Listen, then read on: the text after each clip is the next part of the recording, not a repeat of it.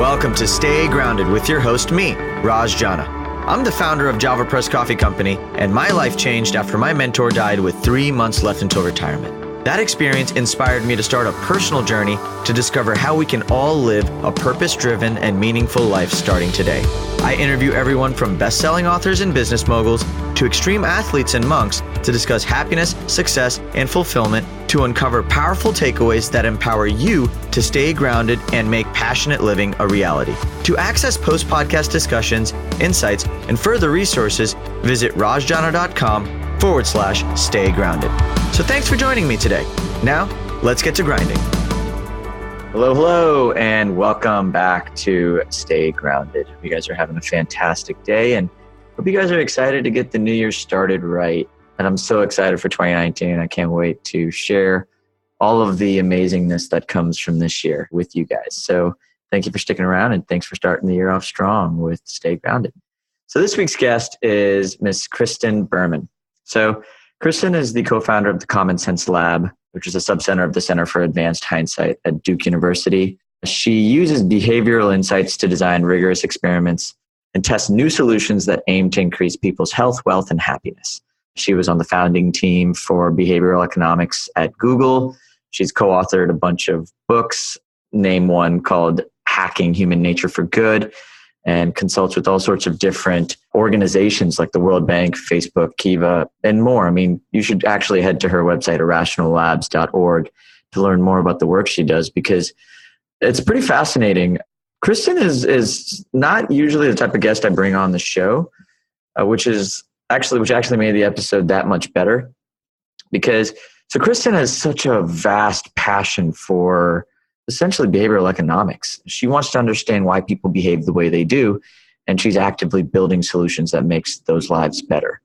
And what I love about that is when we come on to Stay Grounded, I mean, at least on this episode, we dove into how behavioral economics and choices we make and the habits we build and the beliefs we almost manifest into our lives, and how these different things create patterns and environments in our lives that create the realities we're experiencing. So I think it's a wonderful episode to start off the new year with, because all we talk about is habits.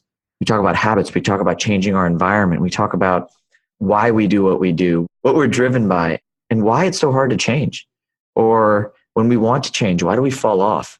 The differences between instant and delayed gratification, and how we can use both of those to get what we want in our lives. I mean, this episode was chock full of such actionable advice and tips that I personally am implementing in my life to not only break bad habits, or to not even break bad habits, just create new realities and new experiences with much more ease.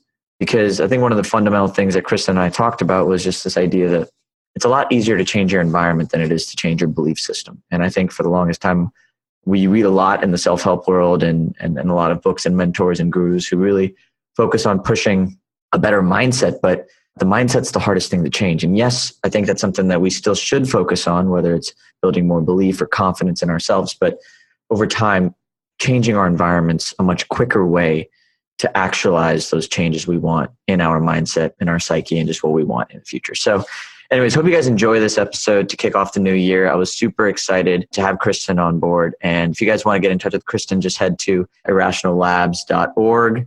And you can learn more about her. And she reads every single note that comes in through her contact form. So yeah, if you guys have questions, want to thank her for anything, just reach out. And that's a great way to get involved. So anyways, hope you guys enjoy this episode. But before we do so, make sure you're subscribed to the Stay Grounded podcast on iTunes or Stitcher or YouTube or wherever you choose to tune in.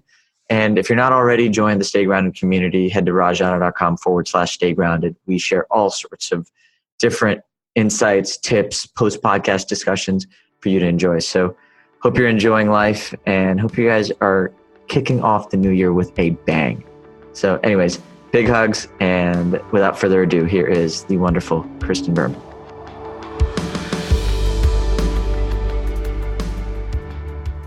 Yo, yo, yo! Welcome back to another episode of Stay Grounded. Hope you're all having a fantastic day. I sure am, because I'm sitting across the screen from a new friend of mine, Miss Kristen Berman. Is that how I say it? Kristen Berman? Perfect. Yep. Woo! Killed it. Nailed it. I am 1 for 1 today. So I'm excited, Kristen. I was going over your bio and just reading more about you before we started chatting, and you've got a very interesting set of skills that I'm kind of excited to dive in and understand the reason and motives behind why. Can we dive in? Yeah, let's do it. All right, cool.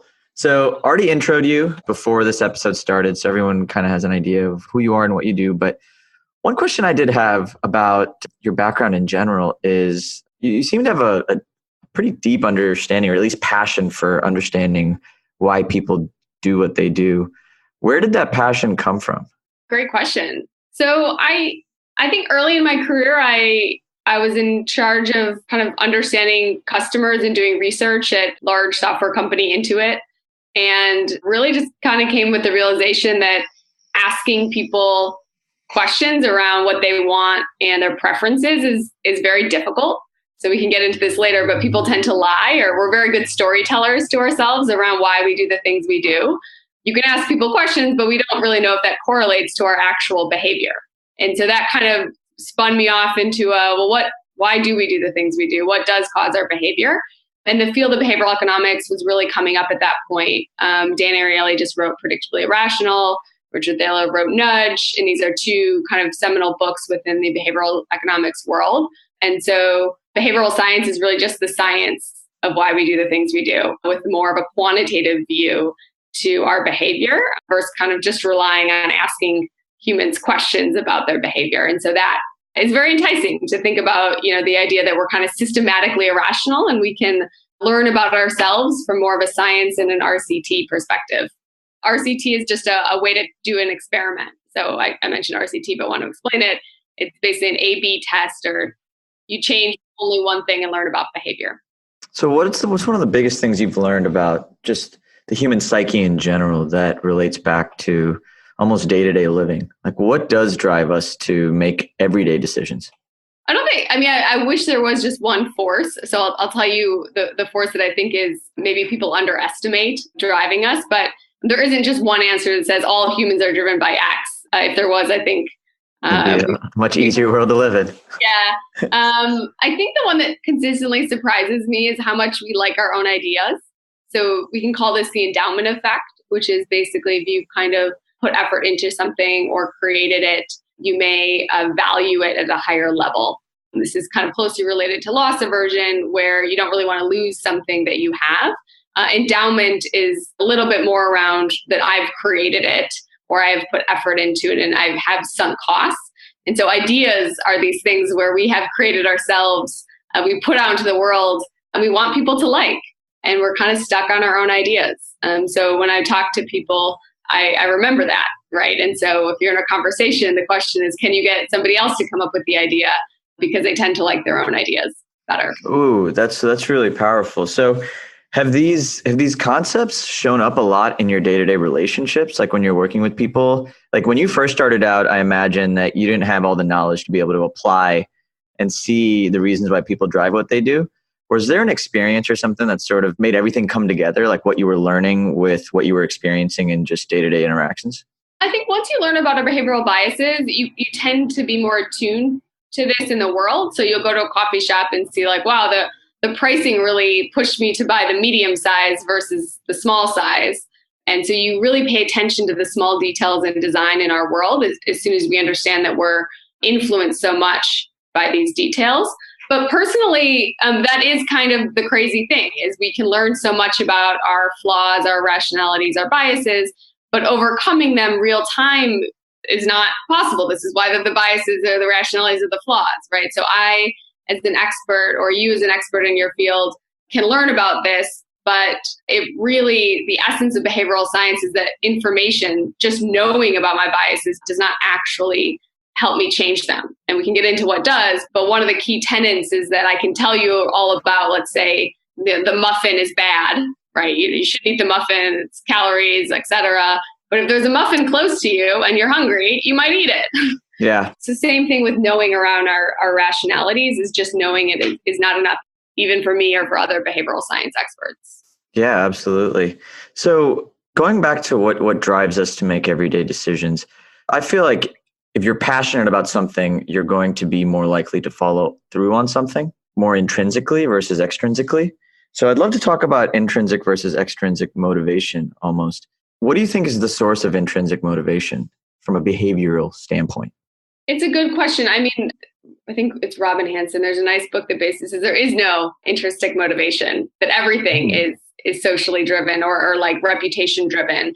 So that's kind of one side of the argument, that basically a lot of our behavior, even if we think it's 100% altruistic, it's still driven by extrinsic type rewards.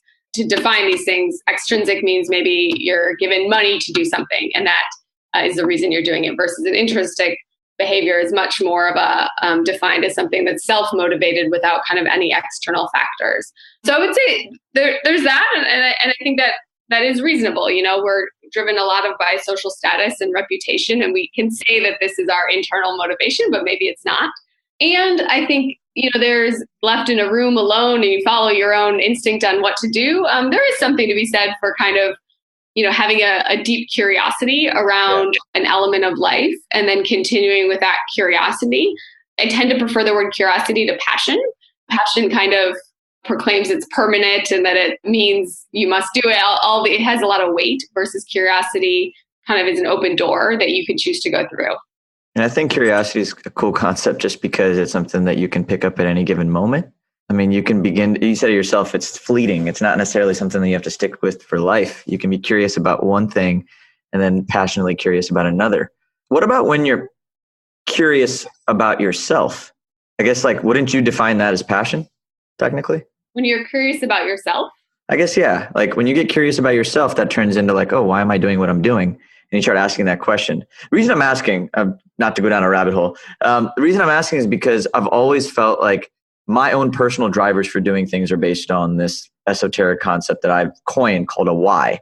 Like, why am I doing what I'm doing? It's like my why driver, whether it's I want to make sure my family's taken care of, or I want to make sure that I experience certain things in life. So there's these like two different things that are motivating me.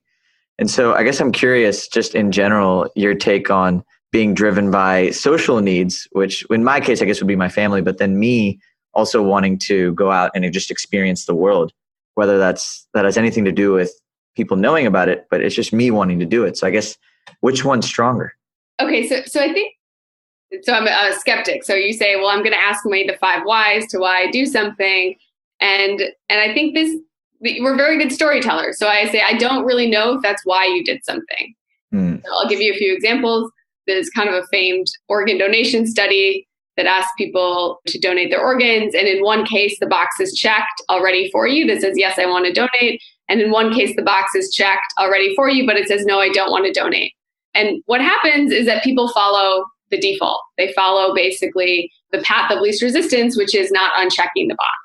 That means that some people are now donating their organs and some people are not. Now, the thought exercise is if you stop them after, in the US, it's the DMV or you make this decision attached with their driver's license. And if you stop them afterwards, as soon as they made this decision and you ask them, why did you make this decision to donate your organs? The people who chose to donate their organs may say things like, because I really care about humans and I'm a very good person and this happened to me in the past.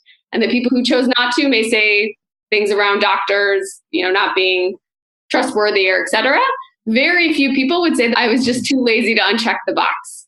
So it's not that we shouldn't be asking these questions of ourselves and exploring our own curiosity, but I think, if we want to kind of drive our behavior, we want to also consider the environment as determining our behavior versus us having as much agency over what we do and why we do. So it's a nice exercise to go through, but equally as nice is to deeply understand the forces within your environment that are pushing you one way or the other, so that you can basically understand, why did you do that? Well, maybe it's not just you wanted to, maybe it's because, the box was checked. So, and that's a great distinction, by the way. Thank you for that. And on that note though, so I guess my environment in my example would be me having a family. I guess that would be an environment. It doesn't have to be a physical environment. It can be even just mental capital, right? Mind space. Yep. I'll give you an example as well. So for my personal life, I was living in, San Francisco, had a couple roommates, and decided basically I want to kind of design my life more actively. And I moved in with 11 people. So I started the house in San Francisco with my partner, and we recruited 9 of our friends, and we got everyone to live together. And what happened then is that I actually lost 20 pounds. Now, why did I lose 20 pounds? It's because I disrupted my routine. My environment changed, right? I didn't necessarily actively start working out, but I did because my friends were cooking, started eating better, right? I started cooking more versus going out to eat. So kind of as you say, like your family determines your environment, for us, also our friends determine our environment. And if we think about maybe one of the biggest upsets you could do to yourself, it's probably moving or changing environments, and your habits will change much more quickly than if you kind of force feed yourself a habit script. Yeah, absolutely. And I love that. So I have a question on that. So let's say I want to make a lasting change in my life. Like I've been playing the same story in my mind over and over again. And it's like this self-fulfilling loop, if you would. Like I know how the story ends, so it's predictable for me to go on it. How does one willingly make that change?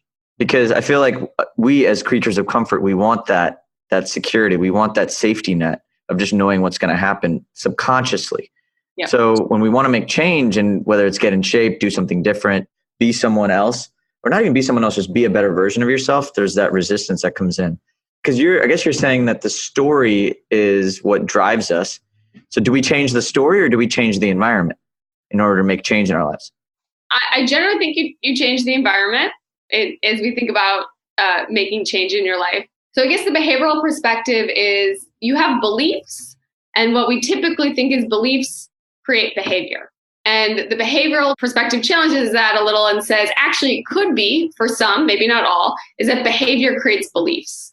And so by taking the action, doing the behavior, if you donate to charity, you don't view yourself as altruistic or somebody who does this before, but afterwards you do. Now we could say, but can't I just convince people to be more altruistic and then donate to charity? Well, sure, that's just a lot of work. Can we just make it really easy for people to donate to charity? And then afterwards they create the identity. So I think some, people are stuck in loops in our heads. We all are. There's a few things to think about. One is, what behavior do you just do? So instead of kind of waiting to change your beliefs or your mindset, is there something you can just do? And some of that is identifying what is the correct behavior for you to do. That's kind of the hardest part, is to get out of that loop. So for instance, if you wanted to start exercising more and you thought, I just can't do it, it's not me, buy a dog. Why would you buy a dog? Because every day now you're going to have to walk for 15 minutes morning and night. And so you've done one behavior that's kind of created an environmental change in your life that's made it much harder for that loop to keep playing. So that's one. The other thing is, most people have jobs and we're highly effective at our jobs. Yeah. And we don't have these problems that say, I just can't figure out how to do the thing. Like somehow we figure it out in a work setting. And so I really like to look at work settings and say, what can you take from your work environment and bring it into your personal goals, your personal ambitions? And it's a nice thought exercise for everyone, but a few of the key takeaways would be things like other people. Never in a world would I just say, I have one goal and I'm not going to tell anyone at work about what this goal is. Yeah. Yeah, that sounds silly. Yeah, in a work context, you're telling everyone, what the goal is. You're asking them to hold you accountable for it. You have meetings to hold you accountable for. You all create milestones. You have deadlines. You have big things at the end of the quarter, right? So I think we're kind of missing something. It's not that we can't achieve our personal goals. It's actually really hard to do anything. And the work environment has kind of put a lot of things in place to make it incrementally easier that we can probably hijack when we're on our own. That's brilliant. It's almost like an accountability-based environment. I didn't even think about the dog example. That's actually brilliant in a way, because you're right. If I have a dog, I have to, whether if I want to be more responsible, whether it's clean up more, whether it's just make a change in my life, introducing something that's going to force me to do so is a great way to do it. It's almost like forced struggle. This is where the struggle between extrinsic and intrinsic motivation comes. So you can imagine if I'm struggling to learn a new skill, if I prepay a tutor to do it, I'm going to have to do it, right? I've already paid. I'm probably going to have to learn it. Now that's extrinsic motivation. And so it may be that I learn this new skill and then I'm bad at practicing after the tutor goes away, but I'm giving myself a runway of saying, well, at least I'm going to kind of, have a faster start. Yeah. Get at least the energy to activate my desired habit or behavior a little bit easier.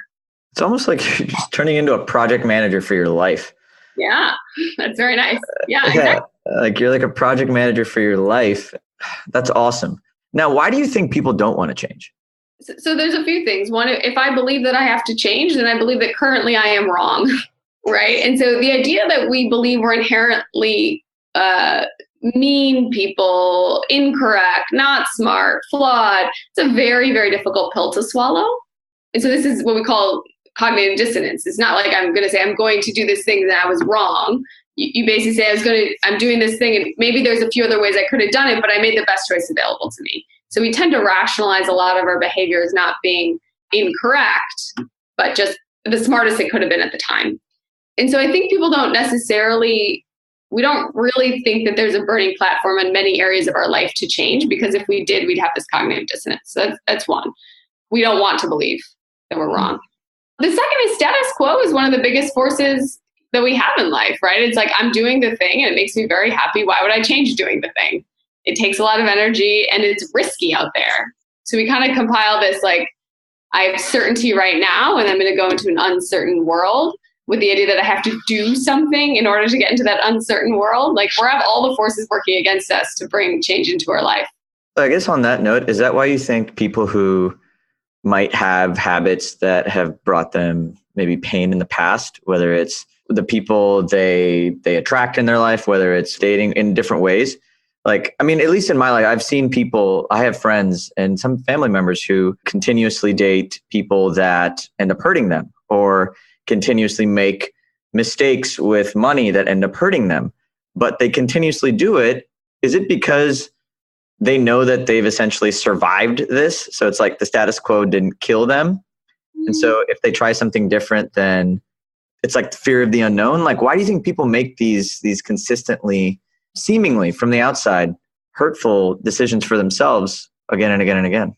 So I think with finances, it's a lot about the environment that you're in. So if you're used to paying the minimum payment on a credit card, you will continue to make poor financial decisions. Yeah. Right? And the credit card companies don't help us by having the anchor being the minimum payment. So in order to change your behavior, you have to actively decide that you're going to change the minimum payment, and do that at least the first time that you get a new credit card when you're trying to refund. So I think we don't really want to blame some of the beliefs. We more want to blame the environment and say, what about the environment is causing some of these continual bad behaviors, and can I change the environment? For instance, if you're consistently overdrafting, which people have an issue with, go to a no-fee bank. There's a lot of no-fee banks that withdraw Chime and Capital that automatically help you save when you get paid. Now, this doesn't cause me to change my beliefs or like change my habits and patterns. It just is, a one-time decision that can then help me get out of this, that we're assigning blame to. We assign a lot of blame to ourselves, say it's just me, but in reality, the system is working against us in many ways. That's the finance aspect, where we do see people doing repeatedly poor behaviors, but I wouldn't sign it to a belief system. I would sign it to their environment. Yeah. Now, for breakups, maybe very different. Or for relationships, this is a much harder question. I think generally we think of things like norms. So if you're continually dating somebody who may not be great for you, how does this person fit into your friend group? Are you sourcing them because they fit nicely into your friend group, right? So to get somebody completely different would mean that you'd have to change friends. And maybe you feel really good about yourself. You like how you are with one person. And a lot of kind of some dating research, Logan Uri, he's a dating coach expert, reminds people about this a lot, that basically we are one type of person when we are with a significant other. And so if you like who you are with that person, maybe hard to be another type of person when you're with somebody else. And you can kind of see that with your friends. You feel differently when you're with different friends. So I guess it comes back to the environment. I mean, it's kind of crazy. Every single example you've given me has made me realize how conscious I need to be of my own environment. How does one begin just becoming more aware of the environmental factors that are influencing day-to-day decisions? This is a good question. So I think knowing that our environment influences us is a start. Because what would we do then? We'd say, well, I want to lose weight. Well, I want to then have the veggies. Actually, one thing for eating, it's like you're never going to maybe learn to cook or have enough time as much as you want to go grocery shopping. But now there are these services that can deliver for you. And so you start actually going through a process that says, I'm not the bad guy. but I can design my environment to make it easier to do the things that I want to do. What would I do? How would I change my environment to make the behavior I want to do so much easier so that I can't not do it? Or how would I make it so much more appealing so that I don't mess up? And stop saying I have to change my beliefs, I have to change my beliefs. It's actually just like, no, just like sign up for an Instacart or a Blue Apron once in a while so that you have, about it. And that's, again, a one-time decision at your highest motivation. Everyone can do that. And then it helps you when you're at your lowest point of low willpower or feeling depleted at the end of the day to follow through on your intentions. Oh, one-time decisions. That's another one that stuck with me. I wanted to chat about that because I think that's powerful. You're right. I mean, if I feel I just have to make a decision once and then potentially that problem is going to be solved, I'm much more likely to follow through on it. Mm-hmm. Is there a way to bake that mindset into decisions that aren't necessarily one-time decisions? Like, how do I start to get excited about doing things again and again and again? I'm not a huge fan of people trying to say, I need to have all these habits. The things that mindset doesn't work for is something like meditation. Like, so for meditation, you're going to have to create a habit and it's going to be painful. But for most other things, there are kind of ways around this, I have to do it every day sort of thing. And I have to remember and I have to like it. And I have to. So for instance, like one of the things, loneliness is a big kind of cause of unhappiness. How would you hack loneliness? You could imagine setting up calendar invites, reoccurring calendar invites that you can do once with a few friends so that you have your Sunday breakfast with one friend and you have your Thursday dinners with another friend. Maybe they're every other week or maybe they're once a month, but you set them up so that instead of having a default be an empty calendar, your default is a full calendar. So I tackle these issues one by one. There's no silver bullet for all of them, but to really think strategically about how you design, again, your environment and your life to make it easier on yourself to do the thing that you want to do. Now, do you think making decisions or creating systems in one part of your life makes it easier to create them in another? Like, is it almost like a domino effect? Like, all right, I made this one decision here. Does taking these small actions actually have almost like a domino effect on other parts of your life? I wish. There's not much research to suggest this is the case. Yeah. So sadly, I mean, there's just not too much to suggest that like me, finally figuring out how to keep my room clean will then help me organize my finances. But I do think the mindset of saying, how would I change my environment to set myself up for success will pay dividends across contexts and across domains. So it's not necessarily the decisions, it's more the mindset. And that's built by awareness or even just a curiosity, if you would, about how you can design your life in an interesting way. Yep. That's really cool. I love the power you're giving people because this is different. I read a lot. I go to seminars. I listen to a lot of different people, and it's always about fixing your mindset, fixing your subconscious, like changing bad thoughts and beliefs. And I just love the way that you're hacking that entire thing by going straight for the environment. There's some research to suggest that when people compliment you, you like them more, even if the compliment is not correct or isn't genuine. So when you compliment me, I like you more. So thank you. Wow. It doesn't even have to be true, but I'm a natural. Clearly is what now you just complimented me. So I feel awesome too. Look at that. We're making this work. Do you think that, I'm curious again about the environment creation, because I think that's the most actionable thing that I can take home and apply. How did you learn to get better at that skill? I guess knowing which things to change, knowing how to, because I think the how stops me a lot. And I imagine it stops other people too. It's like, oh, I don't even want to try because I don't know how. So How do you sort of translate that curiosity to, or at least create the curiosity to want to understand how, as opposed to looking at it as a roadblock? My sense is if we give it as much time as I think some people give to try to understand and change their beliefs and go through that whole model of kind of self-help change. I don't know if that self-help is the right word, but this industry, as much to thinking about the details within our world, I think everyone would be okay. We're quite creative. And this is kind of the cool thing, but the hard thing with the behavioral economics research base is that context or the environment matters. So me telling you what to do with your refrigerator or your room or your relationship is we can give generic advice, but you'd have to go and tweak the small details of life to make the behavior change effective. So I do think it is people kind of looking at their own environment and being deeply curious about what is and isn't working for them. And I think sometimes that is, basically saying, I'm going to I really like this one friend, we never hang out, and I hang out with all these other toxic friends that kind of make me feel shitty. As soon as that insight comes, using that heightened motivation to make a decision to say, I'm going to call that friend up and try to get on their schedule. So there it is. It's acting when you're motivated.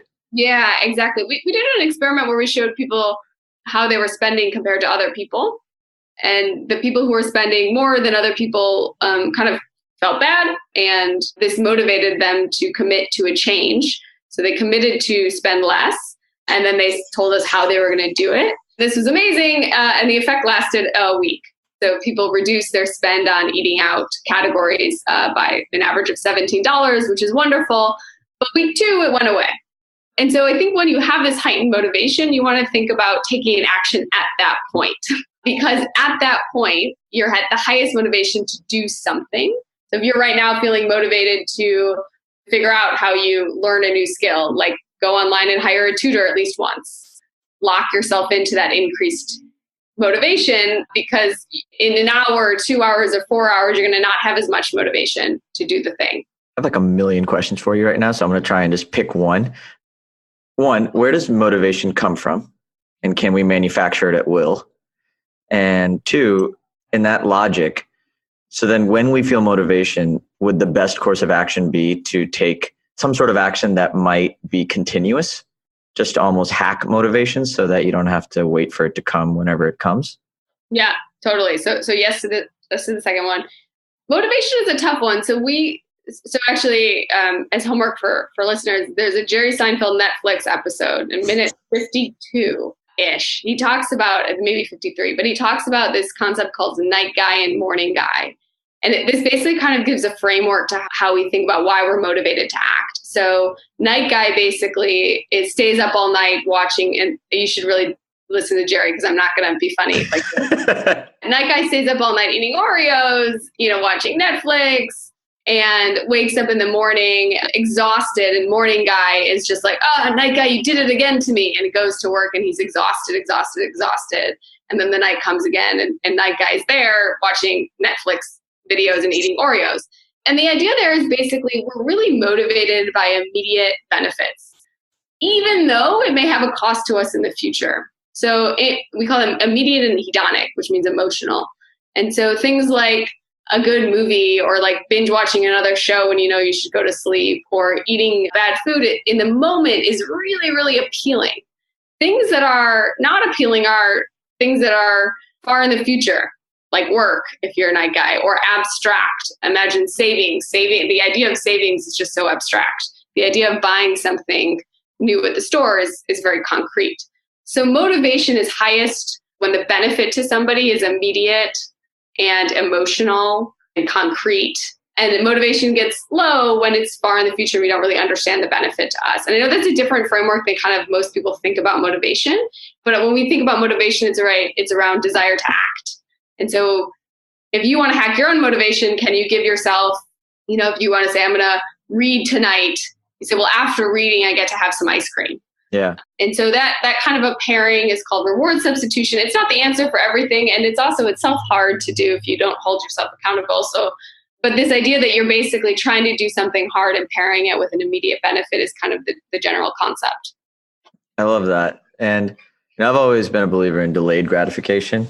I think that if you can delay gratification, you might increase the odds of you getting anything you want in your life, like 1,000%. Mm-hmm. So what are your thoughts on delayed gratification? And I know instant gratification is almost like the natural state for us to gravitate towards, but why do you think some people can grasp the concept of delayed gratification better than others? So that's also a questionable statement. So in some contexts, I'm able to delay gratification. In some contexts, I'm not.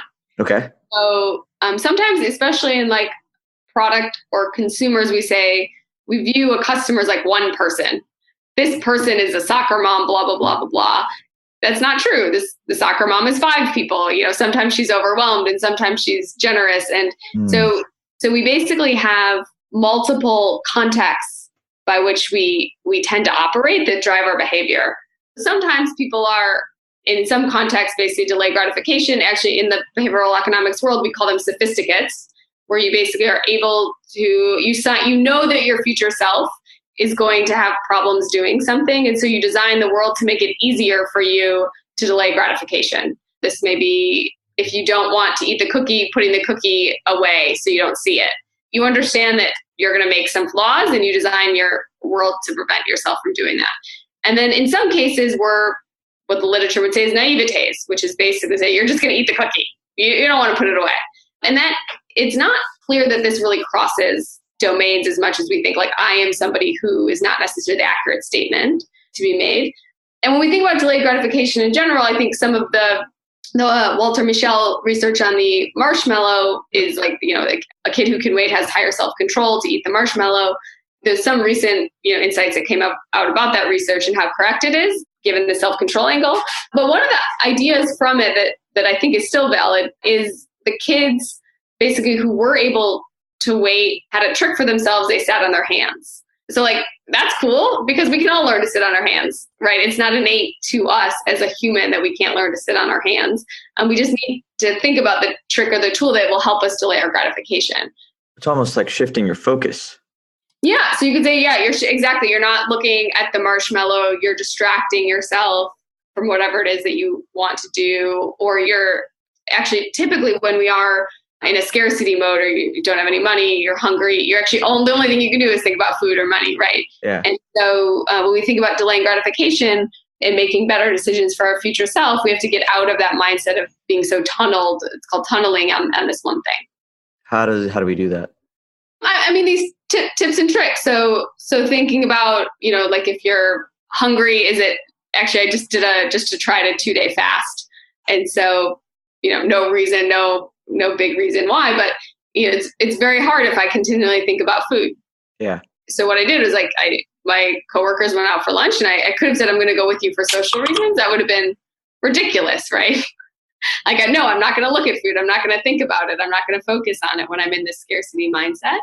We try to, distraction is a powerful thing. And I think especially if you're, people are depressed or sad or lonely, it's very tempting to kind of sit and think within your own head about the reasons why you're depressed, sad, or lonely.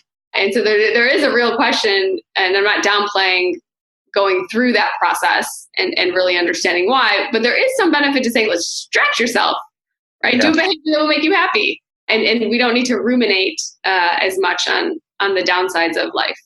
Yeah, no, absolutely. I mean, this is the first time I've had a conversation with like a behavioral economics badass, if you would. And so like, I'm like very curious. So pardon like the very like just deep questions.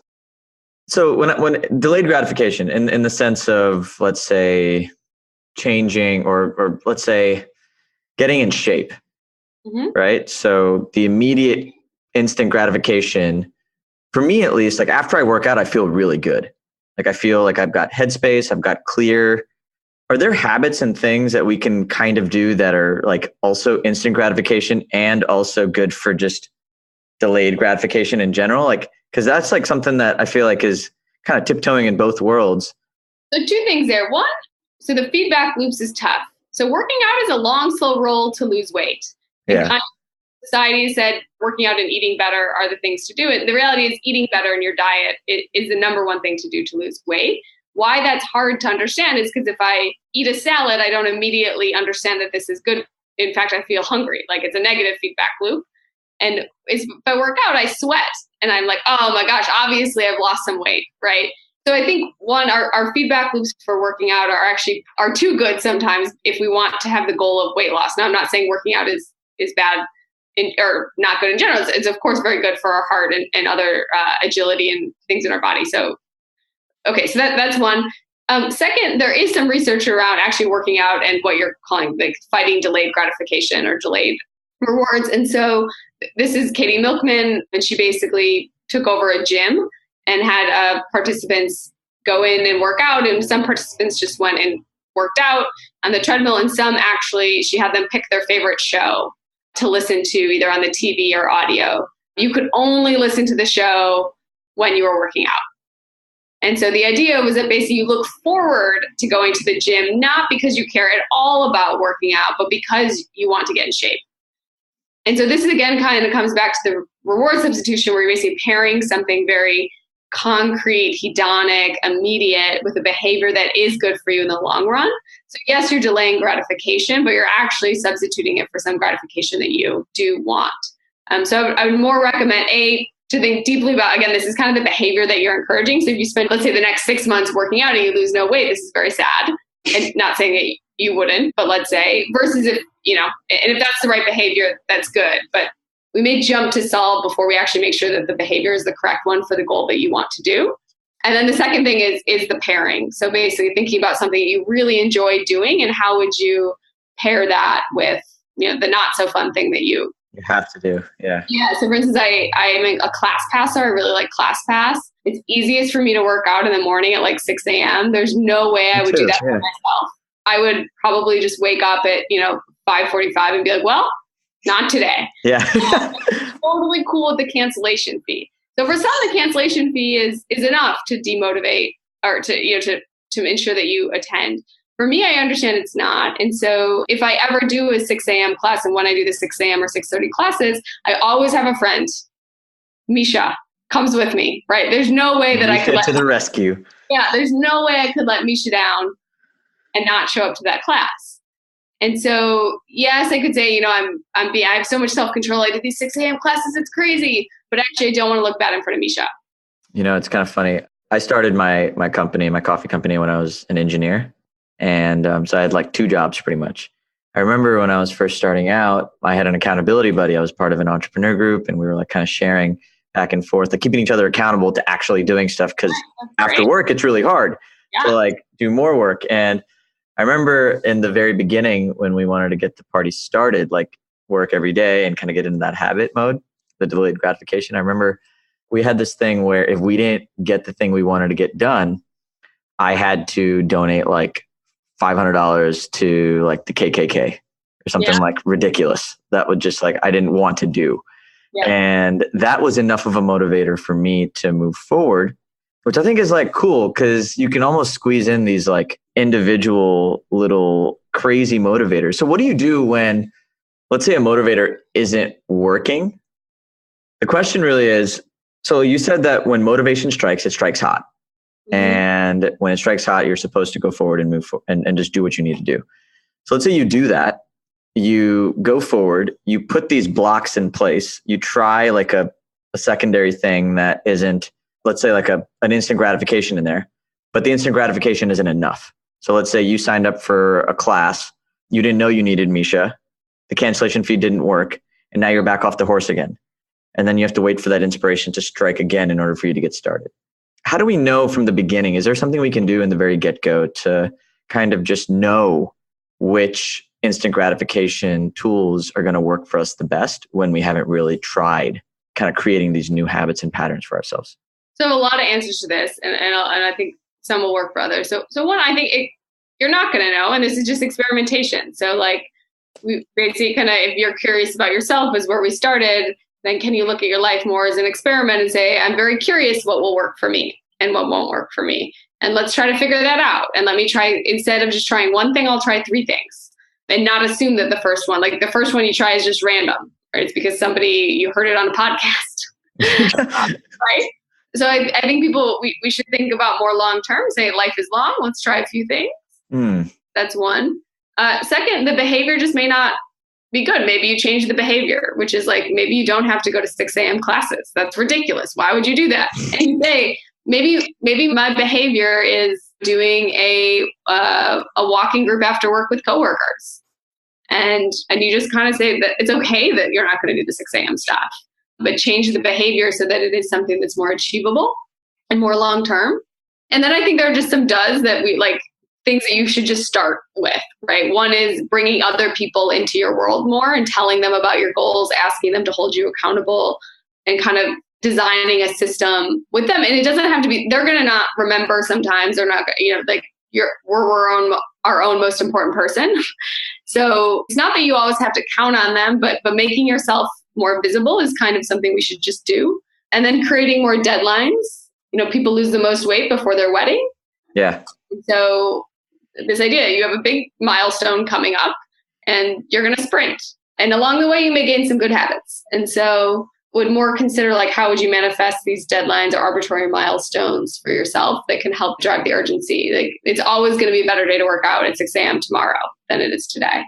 I'm so excited. I'm like going to go and like just change my entire environment like right after this episode. Like, I'm so pumped. Kristin, thank you so much for just sharing everything. If anybody wanted to learn more about Irrational Labs and the work you do, and if they wanted to get involved and reach out, how would they go about doing so?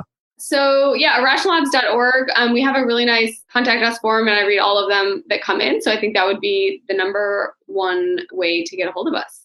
Perfect. One last question, and then I will let you go back to saving the world. In the midst of everything you've experienced, in the midst of everything you've seen other people do, go through, and all the data you've seen just from years of being in the field, personally, how do you stay grounded every single day? It is very nice to come home and have a quick conversation with a roommate that is really genuine and thoughtful and caring. And so I think my way I stay grounded is having other people who I adore and admire, easy access, proximity-based friendship. But friendship, and many times it's random. Our neighbors are random. Our dorm roommates are random. And so if you can design that, I think it's very nice to say they're just across the hall is a really good friend. That's mine. I do some meditation. I do some writing, all the things that you're supposed to say when you say grounded. But I think friends are really it. Oh, I think friends are the best. And I'm glad you're a new friend of mine, Kristin. I want to say thank you again so much for being here and sharing your amazing wisdom around the science of behavioral economics. I sure as hell took a lot out of this, so I hope everyone else did too. But everybody, that is a wrap for this week's episode of Stay Grounded. I'm your host, Raj. This is your friend, Kristin. And from us, stay grounded. We'll chat soon. Thanks for joining us today on this episode of Stay Grounded. I hope you found this interview helpful as you create your own ways to live an extraordinary life. For more resources and support, please visit www.rajjana.com/Stay Grounded to join the official Stay Grounded Facebook group, a place where aspiring life enthusiasts can connect and ignite passion for life together. My hope is that the positivity, content, resources, and support in this group will resonate with you on a deeper level. That what you hear in our podcast, read in our thoughtful posts, or learn in our courses will empower you to live with intention, uncover true purpose, and challenge the internal dialogues that stop you from being who you really want to be in your life. Again, thanks so much for joining us. Stay grounded.